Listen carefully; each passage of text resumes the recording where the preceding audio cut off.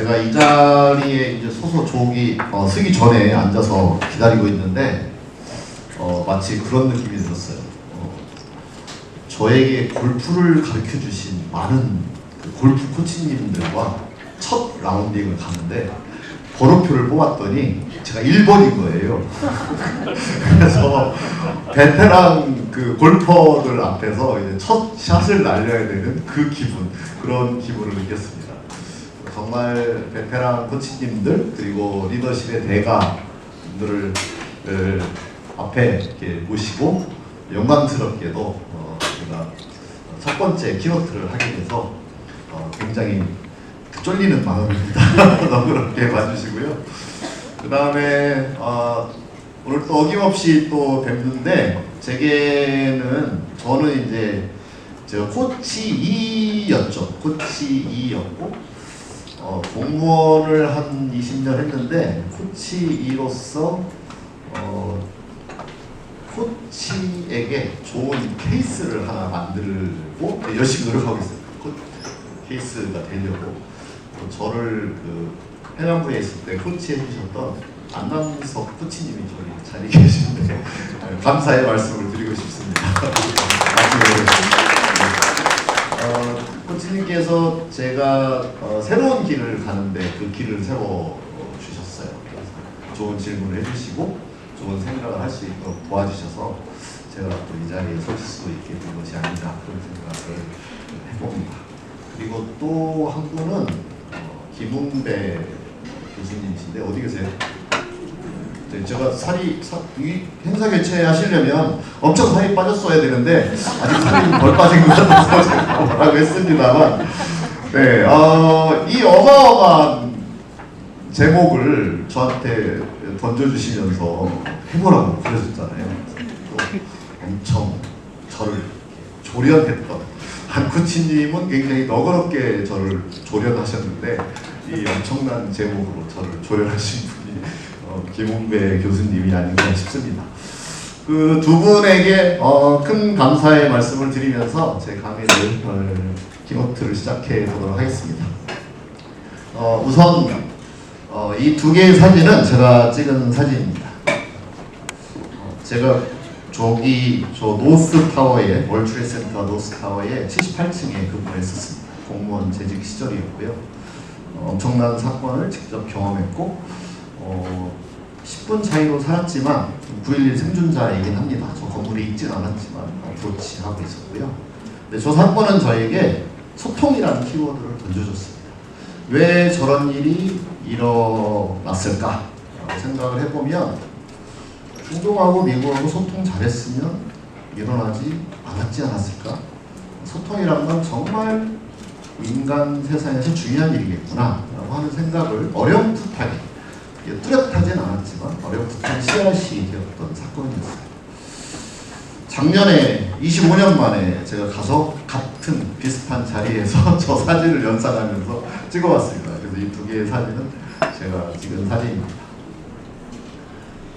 제 소개는 여기 저 팜플렛에도 있으니까 리플렛에도 있으니까 참고하시면 되고, 특이한 건 해남부 20년 공무원 한 사람이다. 이 정도가 저의 특이한 이력입니다. 그리고 또 하나는 제가 여기 박사 수료 아직 박사생이에요. 권기욱 교수님께서 여기 왔다고 하니까 지금 권기욱 교수님의 그 박사생들이 오늘 같이 저녁 먹기로 했는데 김나정 교수님 있는데 갔구나 그러시더라고요. 그래서 그나마 또 위안이 됐습니다. 내 편이 한 명 정도 계시네 그런 생각이 들었습니다. 네. 이제 시작은 소통의 키워드로 한번 얘기를 해보고 싶습니다. 소통이 뭘까? 이거죠.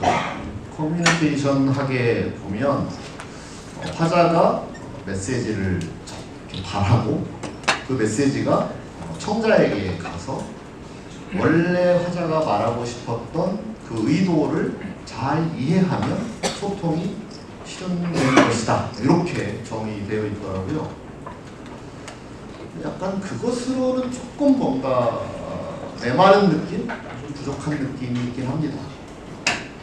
근데 오늘 제가 소통에 대한 이야기를 하려는 것보다도 AI 시대의 조직개발과 리더십과 연결을 지어보려고 하니까 그러면 AI가 여기 끼어들면 AI가 무슨 도움을 주는 거지? 라고 생각을 해볼 수 있어요. 어마어마하게 지금 정말 어딜 가나 AI 이야기를 하는데 과연 무슨 도움을 주길래 어마어마한 속도로 우리는 GPT를 깔아서 계속해서 검색하고 쓰고 있는 걸까?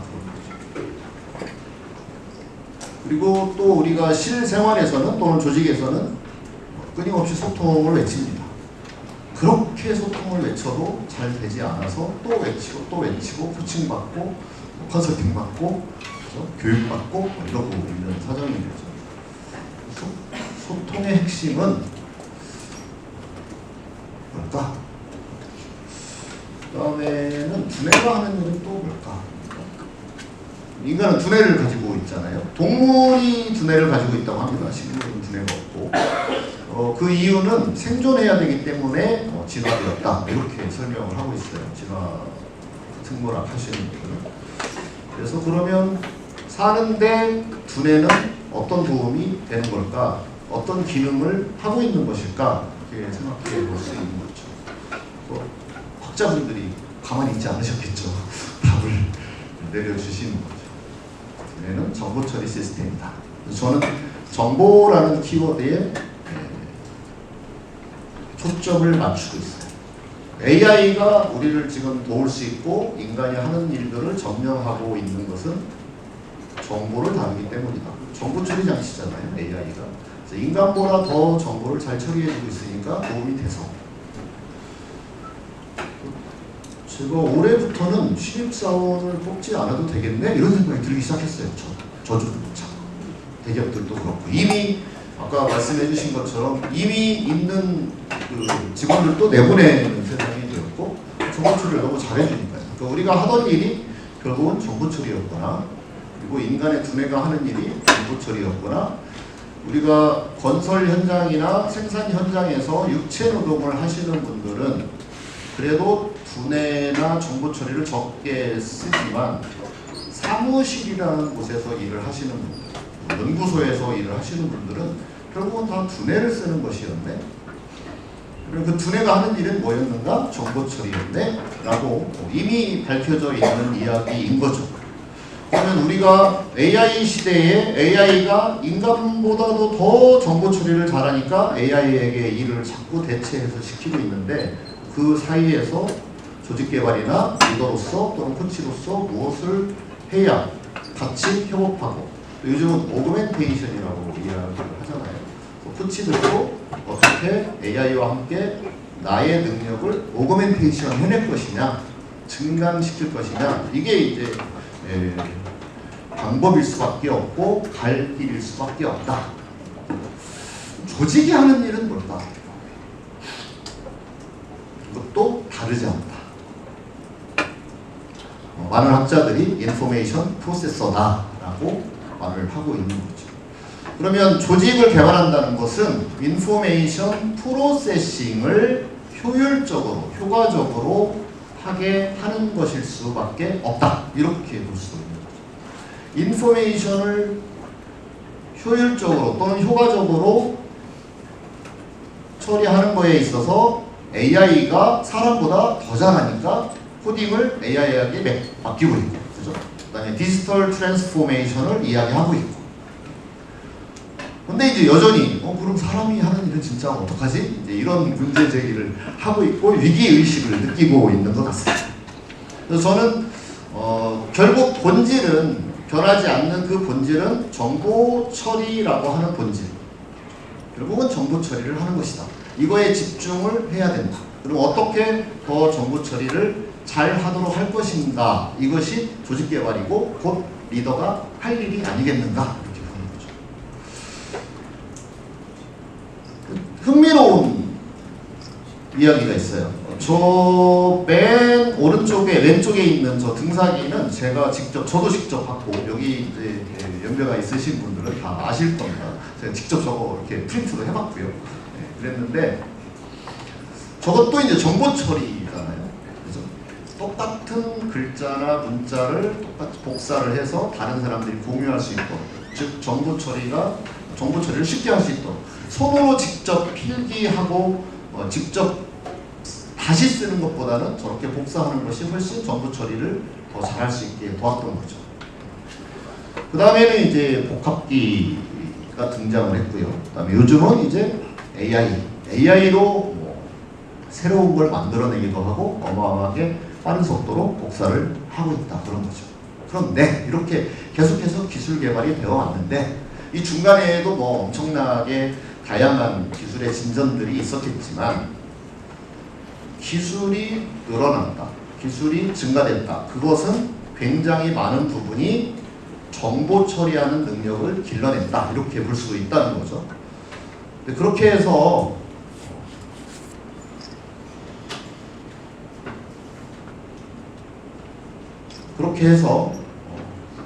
달라진 게 뭘까 생각해보면 AI한테 물어봤어요. 그랬는데 이런 통계를 내주더라고요. 이거 제가 직접 연구 도서관에 가서 찾아서 만들었더라면 정말 시간이 많이 걸렸을 텐데 여기서 제가 주목했던 거는 이겁니다. 이걸 물어봤어요. 업무 처리의 양을 물어봤어요. 그러니까 기계와 기술이 발전을 했어요. 발전을 했는데 그 발전했다는 건 뭐냐면 업무 처리의 속도와 효율을 높였다 이거죠. 네. 그런데 그렇다면 한 사람 한 사람의 업무 처리량은 어떻게 되었는가? 기계가 업무 처리의 효율이 높아졌으니까 나는 업무를 덜 하게 되었는가? 아니라는 거예요. 더 많이 하게 됐다는 거죠. 그래서 제가 드리고 싶은 말은 인간의 일은 줄어들지 않는다. 인간의 일은 줄어들지 않는다. 더 많은 일을 했고 더 많은 의사결정을 했다. 여기서 말하는 의사결정은 그냥 습관적으로 하는 그런 결정 말고 조금은 더 새로운 결정, 이런 것들의 의사결정량이 계속해서 늘어난 거예요. 그러면 이 의사결정을 더 많이 하고 그 다음에 더 많은 정보 처리를 하는 인간의 일을 돕는 것, 조직의 일을 돕는 것이 우리가 해야 되는 조직개발이고 리더십이라고 말할 수 있겠다. 이렇게 정리를 해볼 수 있을 것 같습니다. 그래서 노동 생산성이 계속 늘었고 우리의 근로시간이 줄어든 것 같지만 우리 스스로 우리 주변을 돌아보면 근로시간이 그렇게 엄청 줄어들었느냐? 그렇지 않다는 거죠. 그러니까 우리는 일을 효율적으로 하고 있지만 일을 줄이고 있지는 않다. 효율이 늘어난 만큼 그만큼의 더 많은 일을 하고 있다. 이렇게 볼 수 있는 거죠. 그런 포커스를 가지고 코칭이나 리더십의 적용, 이것을 생각해 볼 일이 아니겠는가. 아주 간단하게 요약을 하면 생산성이 늘어난 것 맞고요. 기술 발전으로. 그런데 업무량도 늘어났다. 이렇게 말씀드릴 수 있는 거죠. 그리고 업무량이 늘어나면 업무의 복잡성도 늘어난다. 그러면 두 가지죠. 더 많은 의사결정을 해야 되는 상황이 도래했고 그 다음에 그러한 의사결정의 복잡성은 늘어났다. 이렇게 말할 수 있지 않을까, 이렇게 정리할 수 있지 않을까 생각을 해봅니다. 그 다음에 이제 한 축은 지금은 정보 처리 관점에서 인류가 기술의 발전을 해왔고 그 안에 소통이라고 하는 걸 통해서 우리는 일을 해왔고 그리고 그렇게 일을 해오면서 업무량이 계속해서 늘어났고 효율이 좋아져서 일이 줄어든 게 아니라 업무량은 오히려 늘어나서 업무량을 늘리면서 지금까지 온 것이다. 이렇게 말씀을 드릴 수 있을 거고요. 그리고 하나 아까 제가 넘겼던 것 중에 하나는 그러면 조직이 하는 일이 뭘지를 아주 간단하게 정리를 하면 정보를 가져다가 의사결정을 해서 그 결정한 것을 실행하고 그 다음에 그 실행에서 나온 결과를 다시 정보로 피드백을 해서 끊임없이 결정, 정보 처리, 결정, 정보 수집, 정보 처리, 결정 이것을 반복하고 있는 것이다. 이렇게 말할 수 있는 거죠. 그러면 리더가 도울 일은 바로 저 지점에 있다. 저것을 어떻게 잘할 것이냐에 있다. 이렇게 말씀드릴 수 있겠습니다. 그 다음에 하나는 기술이 발전되면서 그 안에 있는 사람, 업무량이 늘어나고 있고 또 새로운 기계와 함께 일을 해야 되는 거죠. 또는 새로운 소프트웨어와 함께 일을 해야 되는 거죠. 저는 지금 이 발표 자료를 프레지라는 툴을 쓰고 있는데 대부분은 이제 PPT를 쓰고 있었을 거고요. 마이크로소프트의 PPT를 쓰고 있었죠. 근데 요즘은 감마라는 또 프로그램이 AI 프로그램이 나와서 너무 좋다고 하더라고요. 저는 쓰지 않지만 저희 직원들은 그걸 쓰고 있다. 그런 거죠. 그러면 이제 여기에서 사람과 기술 사이에 문제가 생겨나잖아요. 끊임없이 캐치업해야 되는 피로감도 있고, 그 다음에 그것을 잘 사용하는 사람과 그렇지 못한 사람들의 사이, 이 문제를 조직에서는 또 해결을 해주어야 조직이 원만하게 돌아갈 수 있을 것이다. 그래서 이 개념도 새로운 개념이 아니라 매우 오래전에 1950년대에 이미 타비스톡 연구소에서 제기를 했고 MIT에서도 끊임없이 얘기 나오고 있는 소시오 테크놀로지컬 시스템이다 라고 보자는 거죠. 그러면 리더나 코치가 조직이 돌아가는 것을 볼 때 한 축에서는 정보 처리 시스템이구나 라고 하는 걸 한 축으로 보고, 또 하나는 기술과 사람이 함께 작동하도록 해야 되는 것이겠구나. 이 두 가지 축을 보면 이제 이 시대에 21세기의 AI 시대에 리더가 할 일이 무엇인지가 조금 더 선명해지지 않겠느냐라고 보는 겁니다. 그래서 같이 기술과 사람이 같이 최적화되도록 해줘야 된다. 저 타비스톡의 저 석탄 광산 이야기는 원래는 석탄 광산에서 일하시던 인부들이 그 괭이와 삽 이런 걸 가지고 3인 1조가 되어서 석탄을 캐는, 그래서 노동요를 불러가면서 아주 신나게 합을 맞춰서 일을 했었다는 거예요. 근데 그 채굴기를 새로 기술 개발을 해서 채굴을 두두두두 하는 그런 채굴기를 만들어 가지고 이제 주었더니 생산성이 올라가지 않고 오히려 떨어져 버리더라 라는 거에 이제 놀라운 사과를 하게 된 거죠. 그래서 학자들이 연구를 해봤더니 그 새로운 기계와 사람과 결합하는 것을 충분히 돌보지 않아서 그런 문제가 생겼다. 그렇게 이제 해석을 하면서 세상의 모든 조직은 조직이라고 하는 시스템은 사회 시스템만으로 존재할 수 없구나. 반드시 거기에는 어떤 기술이 결부되어 있구나 라고 하는 걸 알게 되었고, 기술만 또 독자적으로 작동할 수 없겠죠. 인간이 없는 기술은 의미가 없을 테니까. 그래서 사회기술 시스템이라고 하는 인식. 그래서 AI가 이제 우리 조직에 들어오는 데 있어서 이건 사회기술 시스템이니까 사람과 기술이 어떻게 잘 결합할 수 있는지를 리더가 돌볼 필요가 있다. 이런 이야기인 거죠. 그리고 또한 사람과 사람 사이가 어떻게 작동하는지도 함께 봐야 되는 것이 아니겠느냐 그 얘기입니다. 그래서 이 사회기술 시스템이라고 하는 개념은 새로운 개념은 아니지만 AI 시대에서도 역시 함께 들여다봐야 되는 개념이다 이렇게 말씀드리죠. 예를 들면 저희 회사에도 컨설팅 펌인데 AI가 GPT가 이제 들어왔어요. 유료화를 시작을 했어요. 유료화를 할 때 구성원들이 걱정을 할 거잖아요. 이거 유료를 가입하자고 하면 리더가 어떻게 생각할지, 리더는 그걸 지지하는지 아닌지 이런 거에 대한 불안감이 있고 조심스러움이 있을 거잖아요.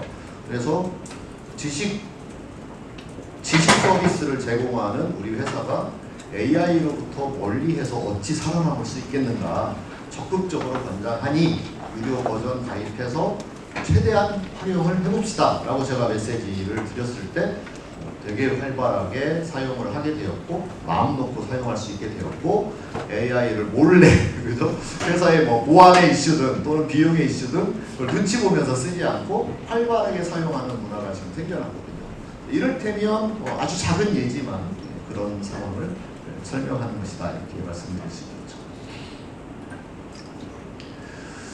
그래서 AI 기술을 인간의 집단인 조직과 어떻게 효과적으로 최적화할 수 있는가라고 하는 것이 이제 조직 개발의 코어 퀘스천이고 리더십의 코어 퀘스천일 수밖에 없겠다라고 정리를 해볼 수 있을 것 같습니다.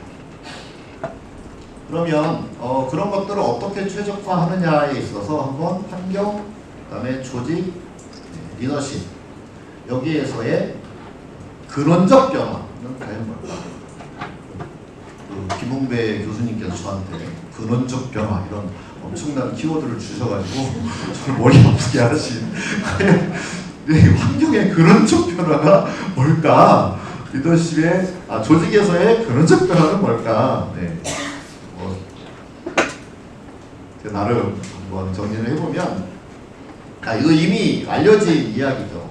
일단 환경은 요즘 국화라는 말로 대변합니다. 관이라는 말이 새로 나왔지만 국화에 비하여 어떤 더 발전된 어떤 특이한 뭐랄까 통찰은 없어 보이고요.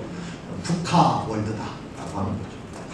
그럼 국화 월드가 만들어낸 변화는 뭘까? 근원적 변화는 과거 정보의 유용성이 급격히 떨어진다. 이게 이제 근원적 변화라는 거죠.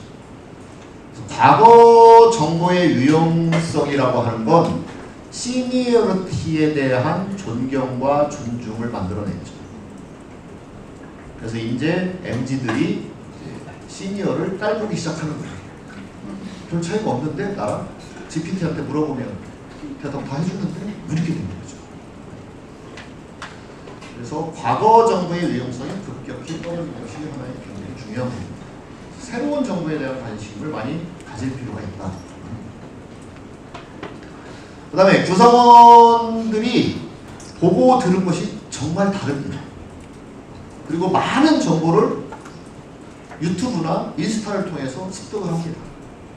거기에는 그냥 신변 잡기에 관한 내용만 들어있는 것이 아니라 매우 전문적인 내용들이 들어있습니다.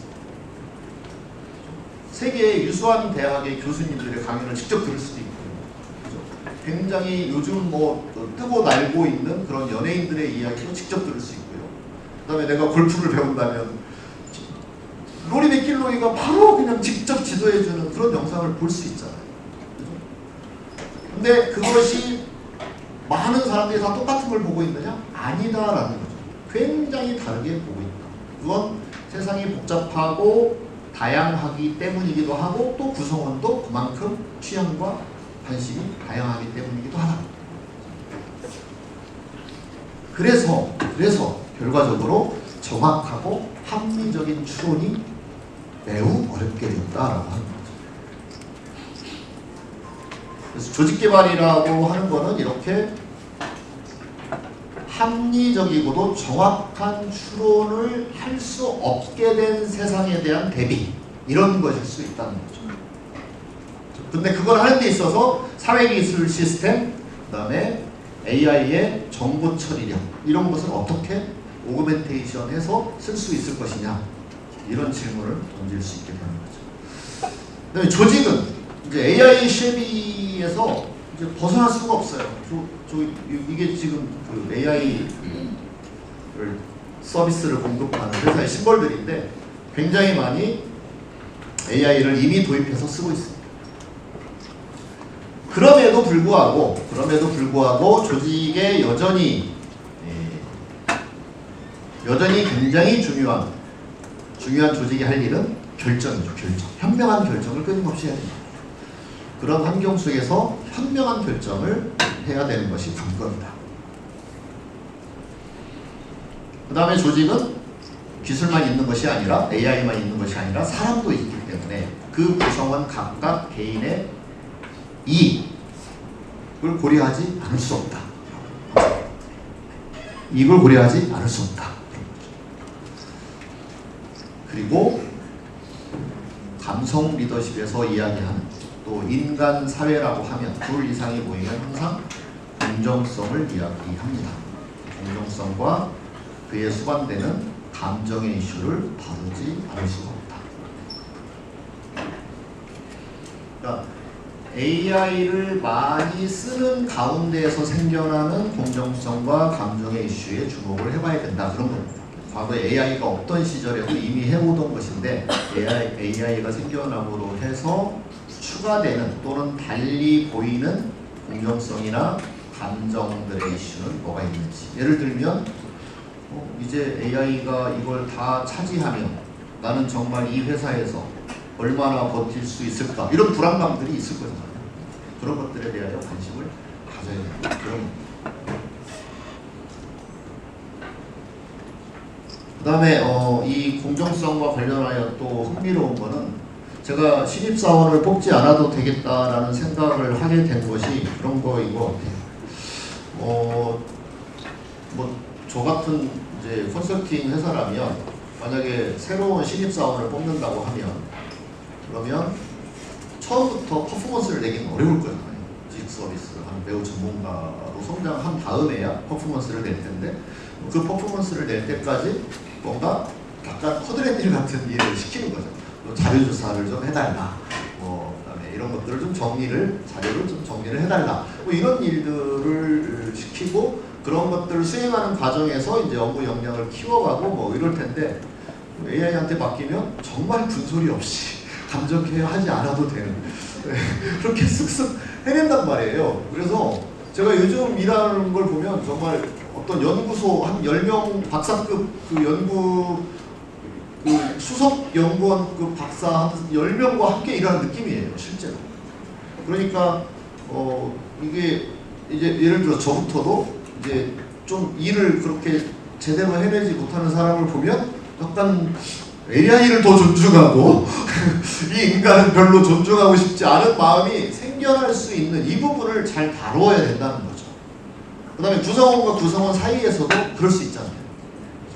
그 부분이 굉장히 중요한 이슈가 되었다. GPT 이후에 인공지능 이후에 중요한 이슈가 되었다. 그래서 그러한 환경에서 그러면 리더가 어떻게 바뀌어야 하는가? 근원적 변화. 자, 환경이 바뀌었고 조직이 바뀌었고 그래서 리더는 어떻게 바뀌어야 하는가에 있어서 첫 번째는 과거의 정보, 과거에 가지고 있던 지식이 여전히 유효한 시절에는 나이가 들면 들수록 지혜로워지기 때문에 그 사람의 말을 들으면 됐어요. 그건 자연스럽게 권력이 됐죠. 지식 권력, 정보 권력이 됐겠죠. 그리고 그런 사람에게 포지션까지 주었으니까 포지션 파워까지 생겼던 것일 거고요. 근데 이게 거의 무너지고 있다. 그 무너지고 있는 걸 피부로 느끼면서 나 팀장하기 싫어요 라는 목소리가 제가 어느 조직을 가나 들리는 목소리입니다. 과거에는 팀장을 하면 승진을 하면 그냥 권력이 저절로 주어졌어요. 그 권력을 부릴 수 있었어요. 그리고 인간에게 있어서 돈, 명예, 그 다음에 권력. 최고로 맛있는 게 권력이잖아요. 권력은 너무 쓰고 싶고 권력을 쓰면 막 통쾌하고 그렇죠? 효능감도 있고. 근데 그것이 이제 더 이상 써먹을 수 없는 그런 무력화된 리더의 자리, 포지션들이 생겨나고 그러면 이제 권력이 사라졌는데 뭘로 리더십을 발휘할 거냐? 이제는 대화로 해야 된다. 학습으로 해야 된다. 그래서 리더가 학습을 같이 학습을 하도록 그들이 학습을 하도록 돕고 그리고 대화를 통해서 그런 일을 하도록 지시나 설득이나 명령이 아니라 그렇게 할 수 있도록 도와야 하는 시대가 되었다는 거죠. 이게 리더십의 저는 가장 중요한 변화라고 생각합니다. 빨리 알아차려야 됩니다. 사라진 게 권력입니다. 대화로 바꿔야 됩니다. 대화는 코칭과 매우 닮아 있죠. 대화는 코칭과 매우 닮아 있어요. 그런데 대화에도 제대로 된 코칭은 사실은 대화라고 말할 수 있겠지만 그런데 현실 세계에서 코칭에 대한 뉘앙스는 위계가 있어요. 여전히. 코치와 코치이 사이. 코치가 조금 더 우월한 사람, 코치는 조금 여류에 있는 사람인 것 같은 느낌이 있어요. 그래서 현업에 가면 가끔씩 들리는 말이 우리 임원이 어디 가서 코칭 좀 안 배워왔으면 좋겠어. 그게 진정한 대화라면 그런 말을 하지 않을 거잖아요. 근데 여기 계신 베테랑 코치님들이야 그렇게 안 하시겠지만 코치를 이제 몇 차수 이렇게 배워가지고 그렇게 해서 이제 좀 섣부르게 코치를 해보겠다고 하는 경우에는 그런 볼멘 소리를 듣게 될 수 있는 거죠. 그 다음에 두 번째는 이제 계획에서 실험으로, 계획에서 실험. 그래서 너무나 세상이 북카월드 너무나 빨리 바뀌기 때문에 모든 정보를 파악을 해서 완벽하게 계획을 수립해서 수립한 계획대로 실행하겠다는 마인드를 없애야 된다. 이걸 애자일이라고 말하기도 합니다. 근데 여전히 회사에 가보면 임원들이 요구를 합니다. 정확한 데이터 좀 가져와. 그래서 액큐러시 강박이 있어요. 이제는 더 이상 그렇게 해서는 일을 해먹을 수가 없다. 그래서 플랜이 아니라 프로브, 해보는 거죠. 해보는 것에 대한 권장이 필요하다. 탐색해보는 이렇게 해볼까를 결정하는 거지. 그래서 액큐러시 대신에 플로저빌리티, 그럴듯한 것들을 논의해서 이거 해보자. 이렇게 리더십을 발휘해야 적용할 수 있다. 그 다음에 세 번째는 이건 이제 제가 새롭게 요즘 세상에 내놓고 있는 개념입니다. 리더가 당사자라고 하는 강박에서 벗어나야 될 것 같다. 3자면 안 될까? 3자이면 안 될까? 돌이켜보면 세상에는 3자가 되게 많습니다. 옛날에 지금은 이제 소개팅을 주선해주는 주선자라고 이야기를 하지만 옛날에는 중매쟁이 이런 사람들이 있었잖아요. 둘 사이에 마음이 있는데 서로 이 말을 못하는 거예요. 그리고 서로 당사자끼리 우리 결혼합시다라는 말을 이렇게 시도를 했다가는 조금 실수를 하면 오해를 사버린다. 그래서 사실은 좋은 기회일 수 있는데 그걸 놓쳐버리게 되는 거죠. 그래서 중간에 끼어있는 누군가가 있었죠. 땅을 사고 파는데 부동산 중개인이 있습니다. 옛날에는 거간꾼이라고 하는 사람이 있었죠. 그래서 나는 좀 더 받고 싶고 나는 좀 덜 주고 사고 싶은데 그 사이에서 그 거래를 성사시키려면 누군가가 끼어있을 때 잘 된다는 거예요. 그 사람에게 돈을 좀 지불하더라도 직거래를 하면 더 좋으련만 직거래의 위험성이 있으니까 그 중간에 끼어있는 누군가가 있습니다. 그 다음에 분쟁이 벌어지면 폭력을 행사해서 분쟁을 해결하기도 하지만 그게 안 될 때는, 그리고 폭력이 위험하고 폭력까지는 가기 싫을 때는 이제 재판을 걸죠. 소송을 겁니다. 그러면 그 소송의 분쟁 당사자의 문제를 누가 해결해 주냐면 재판관이 해결을 해주죠. 판사가 있어. 그 사람도 제3자예요. 그 다음에 그거보다 그 얼터너티브로서는 이제 중재인이 있고 조정자가 있고 이런 분들도 다 제3자였어요. 그런데 조직에 가보면 리더는 3자일 수 있다는 생각이 거의 없습니다. 당사자입니다. 매우 성실하고 매우 책임감 높은 당사자입니다. 당사자인데 과거처럼 경험과 정보를 더 우월적으로 가지고 있을 때에는 먹혔어요. 당사자로서 이렇게 합시다. 저렇게 해. 이렇게 지시하고 명령하고 또 그렇게 조언하는 것에 대하여 구성원들이 좋아했어요. 근데 시대가 바뀌고 AI에게 물어보면 나오고 그 다음에 나의 리더가 살았던 그 세상은 이미 달라져 있고 그래서 퀘스천 마크. 왜요? 이걸요? 제가요? 라고 하는 퀘스천을 막 던지는 MZ와 일할 때는 왠지 그 책임감과 성실함 가지고는 안 먹히는 세상이 되는 거죠. 거기에 불편함을 느낍니다. 그래서 이걸 내가 꼭 당사자로서 일을 해야 되는 것인가에 대한 퀘스천을 던져볼 수 있는 거죠. 그래서 3자일 수 있다. 이런 책도 있더라고요. 간단하게 봤더니 부합하더라.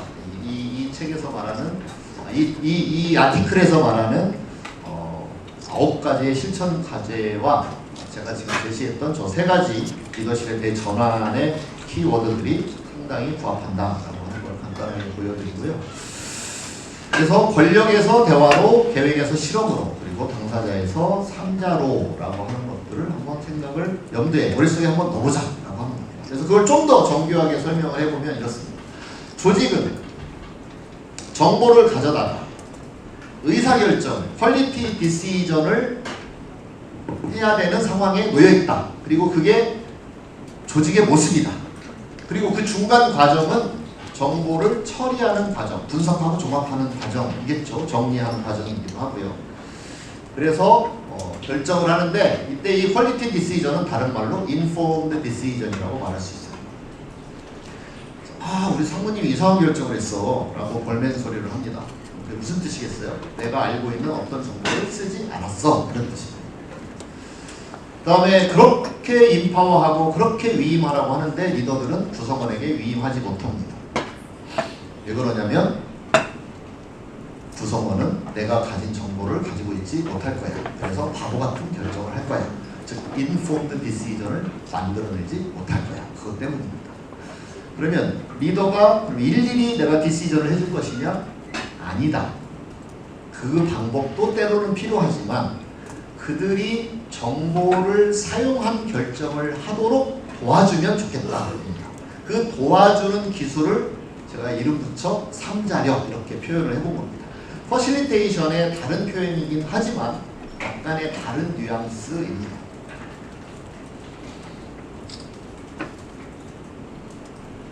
인포메이션을 가져다가 결정을 하는 것이고 그 중간 과정은 정보 처리의 과정이라고 말할 수 있다. 그리고 그 정보 처리는 기분 나쁘면 사람들은 정보를 꺼내놓지 않잖아요. 꺼내지 않으면 다룰 수 없고 다루지 않으면 해결할 수가 없어요. 근데 일단 정서가 꺼내고 싶은 마음이 생기게 해야 되는 건데 그게 이제 리더가 해야 되는 부분이죠. 그래서 기분 좋게 일하고 쉽게 하는 그 정서 처리가 하나가 있고 그 다음에는 정보 처리다. 근데 그거를 하는 가장 중요한 기본적인 테크닉은 물어보는 것이다. 코칭에서도 늘 물어보는 거고 리더들이 늘 물어보는 것에 대한 훈련을 하죠. 하지만 제가 이제 이렇게 교육을 하면서 트레이닝을 하면서 질문을 한번 직접 만들어 보세요.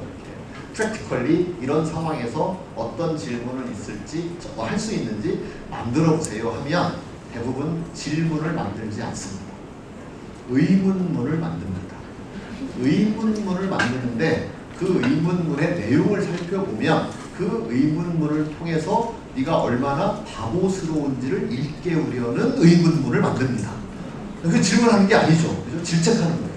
의문문으로 질책하는 거예요. 그걸 질문이라고 말할 수가 없어요. 그래서 진짜로 정보를 조회하는 질문을 할 줄 알아야 된다. 그게 삼자력의 굉장히 중요한 스킬이다. 이렇게 얘기할 수 있죠.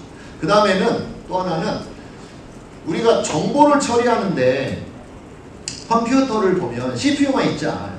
CPU와 함께 굉장히 중요한 요즘 엔비디아를 저토록 높은 주가가 만들어지도록 한 그게 뭐였냐면 거기에는 CPU와 처리 장치와 플러스 메모리가 있었어요. 메모리. 근데 우리가 조직에서 일을 할 때 메모리를 별로 사용하지 않아요. 특히 회의할 때 메모리를 쓰지 않아요. 그룹 메모리를 쓰지 않아요. 개인 메모리만 써요. 자기 랩탑이나 자기의 노트만 가지고 회의에 참여합니다. 근데 칠판이 있어야 되고 화이트보드가 있어야 되고 포스트잇이나 차트가 있어야 됩니다. 그게 그룹 메모리입니다. 메모리가 없으면 정보를 처리할 수 없습니다. 인간의 두뇌도 기억력이 없으면 여기서 정보를 처리할 수가 없잖아요. 컴퓨터도 하드디스크가 없으면 컴퓨터의 성능은 확 떨어집니다. 그래서 그중 하나는 적어두기입니다. 현명한 결정을 하려면 적어가면서 대화를 해야 된다. 그걸 돕는 게 삼자력이다. 이렇게 말씀드릴 수 있을 것 같습니다. 그래서 조직이란 정보 처리 장치다. 정보 처리 장치다라는 점을 잘 기억하고, 근데 이건 제가 만들어낸 말이 아니라 유명한 조직 학자인 갈브레이크가 아주 오래전에 이미 제시했던 개념이다. 그런데 한국의 경영학과나 한국의 인사조직을 다루는 데에서 정보 처리 시스템이라는 개념은 매우 얇고 매우 빈도가 낮게 다뤄지고 있어요. 저는 이 부분을 다시 한번 끌어올려서 우리 조직이 정보 처리하는 시스템이었구나 라고 하는 점을 끌어올렸으면 좋겠다라는 생각을 개인적으로 가지고 있습니다. 제가 실제로 의뢰를 받아서 조직에 가서 돕는 일은 바로 저 정보 처리를 돕는 일이니까요. 그리고 그게 효과가 있으니까 그들은 저에게 지불을 합니다. 그래서 이 키워드를 좀 기억하면 좋겠다 이런 생각을 해보고요. 결국 조직은 어떤 사람이 결정을 할 수밖에 없습니다. 아무리 AI가 발전하고 이제 에이전트 AI가 나오고 한다 하더라도 지금 예를 들어서 챗 GPT에서 여행 계획을 수립해달라라고 하면 에이전트 기능이 막 해서 이렇게 해줍니다. 근데 결국 내가 예스 해야 되잖아요. 그래서 인간에게 여전히 결정 기능은 남겨져 있다라고 하는 겁니다. 그래서 정보를 효율적, 효과적으로 사용하는 것이 핵심일 수밖에 없다. 그런 말씀을 드리고요. 정리를 하자면 이 모델을 머릿속에 염두에 두면 좋겠다는 생각이고, 그리고 설명하지 않은 건 여기 사람들이 가지고 있는 많은 정보, 달리 말하면 팩트, 빌리프, 널리지, 오피니언 이런 것들은 항상 불일치합니다. 그래서 이 문제를 해결해야 되는데 당사자로 해결하려고 하면 권력 관계가 되어버린다. 그러니 그것을 당사자로서 해결하려 하기보다 3자로서 대화를 도움으로써, 대화를 도우면 옳은 투쟁을 9.11처럼 하는 것이 아니라 현명하게 해낼 수 있다. 웃으면서 내가 더 맞잖아, 아니야, 이런 측면에서 내가 더 맞아 라고 하는 대화가 원만하게 일어나게 도울 수 있다. 그리고 그 과정은 내가 처음에는 A라는 명제가 옳다고 생각을 했는데 이 과정을 통해서 디컨스트럭션을 하게 된다. 해체해보는 거죠. 아, 내 생각이 틀릴 수도 있다고? 내가 이 프리젠터를 내가 이거 10만 원에는 팔아야 된다고 생각을 하는데 이거 20만 원을 받을 수 있다고? 라고 하는 생각의 전환, 이 해체의 과정이 일어날 수 있고, 그리고 난 다음에 다시 좋아, 그러면 11만 원으로 하자. 아니야, 19만 원으로 할 수 있어. 그래서 재구성을 하고 나면 그게 바로 의사결정이 된다. 이렇게 말씀드릴 수 있겠습니다. 그러면 저기에서 의견의 불일치 이 과정, 9.11처럼 저렇게 폭력적으로 또는 전쟁을 통해서 갈등을, 의견의 불일치를 해결하는 것이 아니라 진짜 협업할 수 있게 하는 그 방법은 무엇인가? 인류는 끊임없이 발전을 시켜왔습니다. 끊임없이 발전을 시켜왔는데 맨 처음에 했던 것은 이제 폭력입니다. 폭력을 행사했죠. 그 다음에 폭언, 막말을 했습니다. 네. 얼마 전까지 있었기 때문에 괴롭힘 방지법이 생겨난 거잖아요. 우리 조직이. 아주 원시적인 방법을 여전히 한국의 조직은 쓰고 있었던 거죠. 얼마나 심했으면 법으로까지 그걸 막아야 한다고 생각을 했겠습니까? 그 다음에는 명령 지시입니다. 근데 이것도 잘 안 먹히니까 조금 지금 리더들이 힘들어하고 있어요. 명령과 지시도 잘 안 먹힙니다. 명령과 지시 다음에 이제 좋은 방법들이 설교하는 겁니다. 외람되지만 교수님들이 가끔 설명을 하시는데 설교가 되는 경우가 있죠. 저도 지금 설교가 되는 게 아닌가 싶어가지고 걱정입니다. 잘 안 먹혀요. 그 다음에 잘하면 설득이 되죠. 네. 그리고 뉴트럴하게 하면 설명이 된다. 이렇게 볼 수 있습니다. 근데 여기까지도 이거 정말 테크니컬하게 스킬풀하게 하지 않으면 사람들은 설교로 듣습니다. 그리고 조금만 뭔가 자신의 의지를 막 이렇게 실현하려고 하면 가스라이팅 하지 마세요. 이렇게 이야기를 합니다. 그러면 그것을 대체하는 능력은 어떤 것이겠느냐?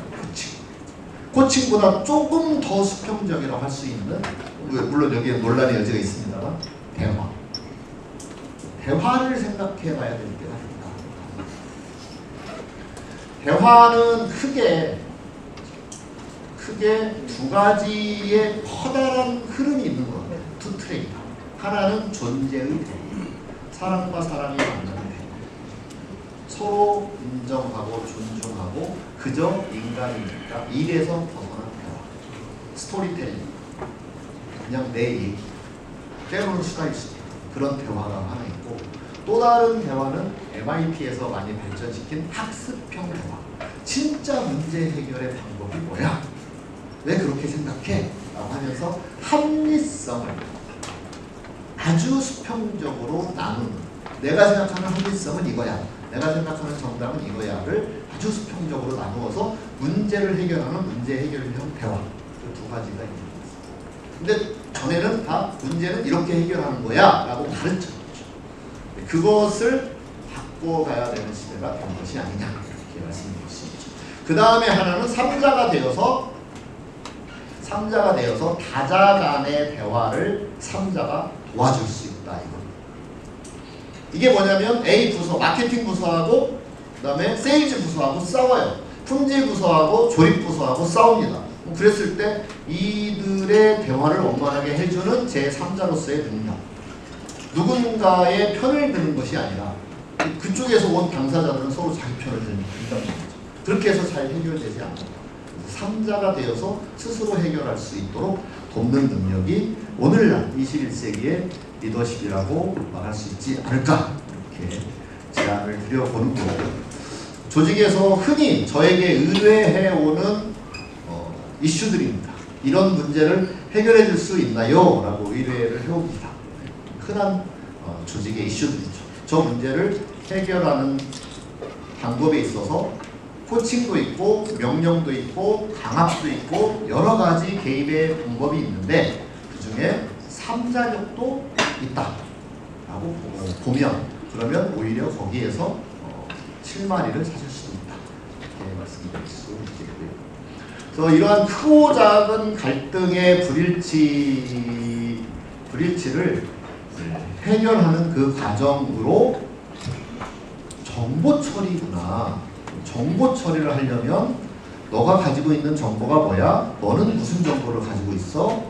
아, 그런 정보가 있어? 받아 적고, 그리고 나서 어떻게 생각해? 다시 생각해보자.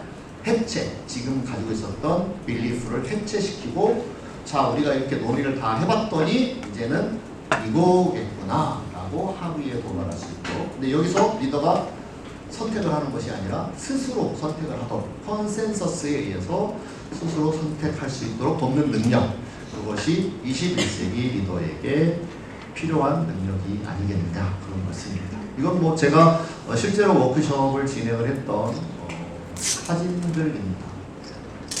이렇게 대화를 돕는 거죠. 제가 하는 일은 대화를 돕는 일이다. 업무 분장, 학교 업무 분장인데요. 학교 업무 분장하면 할 때 되면 선생님들이 스트레스를 엄청 받아요.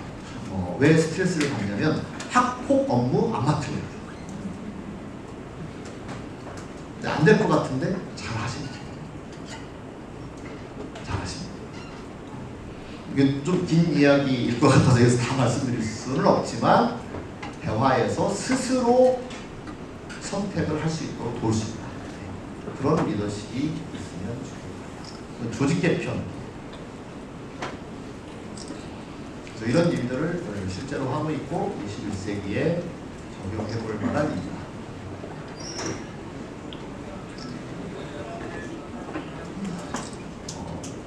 이 워크숍도 제가 진행한 워크숍인데요. 부서 간에 엄청 싸우고 있어서 제가 가서 도와드렸던 건데, 제가 3자잖아요. 제가 3자니까 여기서 제가 했던 일이 뭐냐면 동영상 촬영하는 거예요. 제가 찍고 있는 거예요. 본인들 스스로 일을 잘 해결하고 있습니다. 그러면 이 동영상을 찍기 전에 제가 했던 건 뭐냐면 질문이에요. 물었죠. 어떤 정보를 언제까지 필요하세요? 부서 간의 싸움은 다 그 싸움이에요. 어떤 정보를 언제까지 필요하세요? 근데 15일까지 필요합니다. 그러면 정보를 줘야 되는 데가 있겠죠. 그러면 15일까지 필요하다는데 언제까지 주실 수 있나요? 물어봐요. 그러면 20일까지 줄 수 있어요. 그럼 5일의 갭을 조율해야 되잖아요. 근데 거기에는 사람들이 대부분 그런 게 있어요. 몰래 숨겨놓은 시간이 있어요. 처음에는 내가 당하기 싫으니까 그걸 꺼내놓지 않아요. 근데 대화해보면 어쩔 수 없구나. 결국은 합리적인 방법을 찾아야 되니까 그러면 13일까지 할 수 있어요. 그래서 둘이 합의를 보게 됩니다. 그걸 도와주는 거예요. 근데 그걸 돕는 데 있어서 저는 질문을 하는 거죠. 20일까지밖에 안 된다는데 어떡하죠? 하고 물어봐요. 저도 15일까지밖에 안 돼요. 20일까지라고 말씀드렸지만 15일까지 꼭 필요하답니다. 어떡하죠? 물어보면 타협을 합니다. 찾아야 됩니다. 근데 그게 억지로 타협을 하는 것이 아니라 진짜로 13일까지 할 수 있고 18일까지 할 수 있고 18일이면 가능하겠구나라는 선을 찾아갑니다. 만약에 진짜 절대 안 되는 일이라면 다른 방식을 선택하게 돼 있어요. 그러면 1차로 먼저 이만큼 자료를 드릴 거고요. 그리고 나서 최종 20일까지 드릴 수 있겠습니다. 이렇게 하는 방법들을 창의적으로 찾아내요. 그게 제가 실제로 현장에서 경험하고 있는 바입니다. 그렇게 이제 하고 나면 알아서 제가 첫 번째 질문을 던지고 나면 나머지는 자동으로 될 거잖아요. 그래서 자기들끼리 이렇게 열심히 일을 하시거든요. 매우 몰입해서 일을 하십니다. 저는 이제 뒤에서 과자를 먹거나 동영상을 촬영하는 거예요. 그래서 과자 먹기 리더십 이런 게 3자력입니다. 그러면 그 3자력이란 도대체 어떻게 하는 거냐? 일단 3자 마음가짐이 있어야 될 것 같다. 아, 내가 당사자로서 끝까지 책임지고 내가 이렇게 해라 저렇게 해라 라는 그런 당사자로서의 마인드가 아니라 한 발짝 물러서서 스스로 일할 수 있도록 돕는 역할이라고 하는 3자 마음가짐. 그 다음에 내가 돕는 것은 대화를 돕는 건데, 대화를 돕는다는 게 뭐냐? 정보 처리를 돕는 거다. 각자가 가지고 있는 정보를 꺼내서 그것을 충분히 소위 psychological safety, 우리 1회에서 다루었던 psychological safety가 있는 상태에서 대화할 수 있도록 돕는 능력, 그것이 대화 돕기다. 그리고 사실은 집단기억장치의 활용은 사소한 것이긴 합니다. 그냥 회의실에 화이트보드만 끌어다 놓으면 되잖아요. 이게 무슨 특별한 스킬이 필요한 것도 아니잖아요. 그런데 저걸 사용하지 않아서 놓치는 게 엄청 크다는 거예요. 왜? 우리가 회의하는 그 과정은 바로 정보 처리의 과정이었고, 그 정보 처리를 하는 데 있어서 기록 장치를, 스토리지를 두지 않고 정보 처리를 하려 했기 때문에 효율이 빡 떨어집니다. 회의의 효율이 떨어졌던 이유가 바로 그 그룹 메모리를 쓰지 않았기 때문이다. 근데 그 그룹 메모리를 동원하는 것은 그렇게 어려운 것은 아니다. 물론 적는 기술이 있기도 합니다만 그건 사실은 그렇게 큰 것은 아니다. 그래서 리더가 항상 옆에 스토리지를 갖다 놓고 대화해야 되겠다. 이런 마음을 먹으면 너무 좋을 것이다. 이런 말씀을 드립니다. 리더십을 한마디로 정의하면 무엇이냐? 리더십의 대가, 그래서 제가 감히 할 수 있는 말씀은 아닙니다만 디펜던시라고 말하기도 하고 또 인플루언스라고 말하기도 하는데, 또 어떤 논문에 보니까요, 최근에 메타 연구를 읽었는데 거기에는 코오디네이션이라고 되어 있더라고요. 그래서 그것은 인류가 맨 처음에 언어를 만들어내고 맨 처음에 사회를 형성하고 국가를 만들어서 상호작용을 할 때나 지금이나 크게 달라진 게 없다, 이렇게 볼 수 있을 것 같습니다.